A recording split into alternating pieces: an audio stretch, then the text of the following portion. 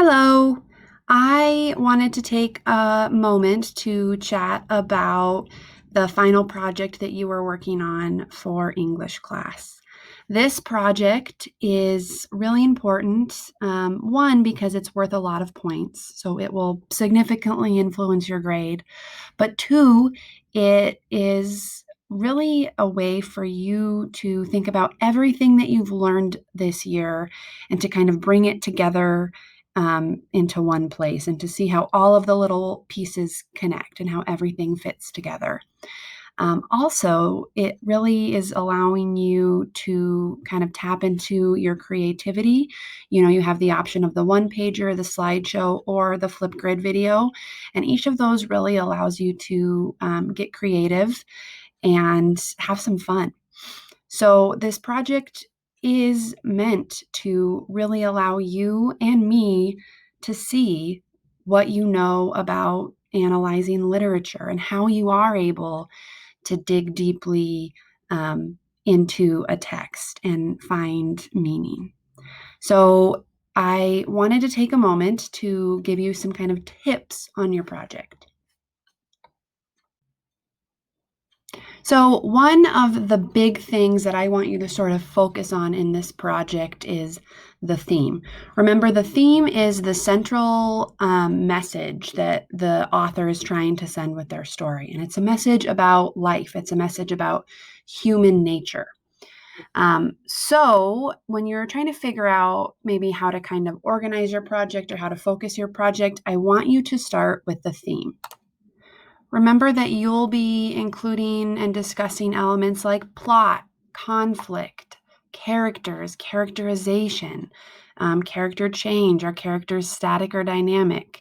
You will be looking at the setting and the point of view, the author's word choice, figurative language. You're going to think about all of those things in your project. And if you feel maybe a little bit like you're just kind of doing a book report, I want you to remember that you should be relating all of these things to theme.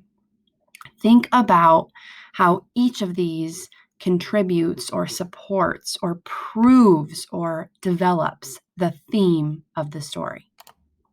So if you're not really sure where you are headed with your project or what the central focus should be, start with the theme. What is the message that the author is trying to send? And then in discussing all of these other elements in the story, that will help prove and support the theme that you've identified. So keep it all kind of centered around the theme or the central message of the story. Another thing that is going to be super important to include in your project is the use of text evidence. And text evidence is using specific details, so concrete, specific details and direct quotes from the story. The more text evidence that you use in your project, the happier I will be. There is a huge portion of the rubric, which is what I'm going to use to score your project, that is dedicated to text evidence. Did you use a lot of details and a lot of quotes from the story to support your analysis and your ideas? So, for instance, if you were talking about the theme of the story, hey, that's great, but you need to give text evidence, details, and quotes from the text, from the story to prove that that theme is true, to support that theme, to hold up that theme.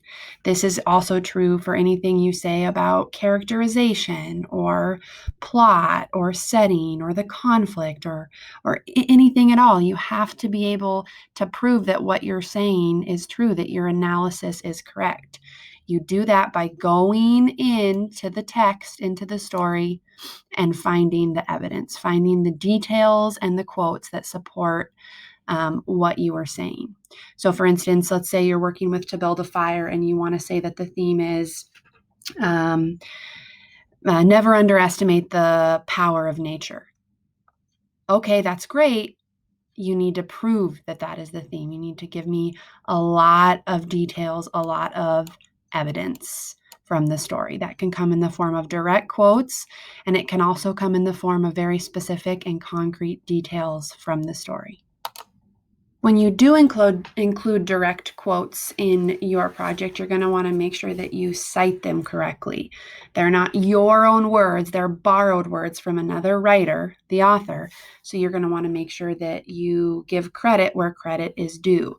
So when you do include direct quotations in your project, first off, make sure to put them in quotation marks.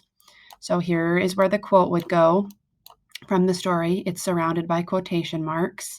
Normally, there's probably a period at the end of the quote, but instead of having it stay there, remember the period is going to move all the way to the very end.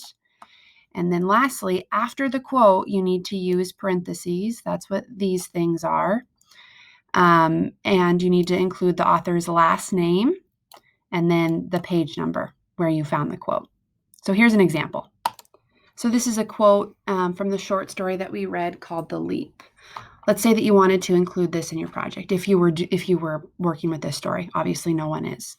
I owe her my existence 3 times. That's your quote. Okay, I've put it in quotation marks. You cannot see that. I've put it in quotation marks because they're not my own words. I've got my quote. I end with a quotation mark. I do not include the punctuation right here. I move the period to the very end.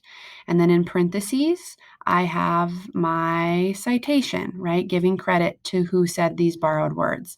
I've got the author's last name, Erdrich, and then the page number on which I found this quote. So just remember this when you are including quotes in your final project. To use text evidence in your one-pager, obviously you're going to be writing out quotes and specific details from the story within your one-pager. However, you creatively can structure it to fit those quotes in there. If you do a slideshow presentation, just on each slide, make sure that you have some text evidence, so quotes and details from the story to support your ideas and what you're saying about the story.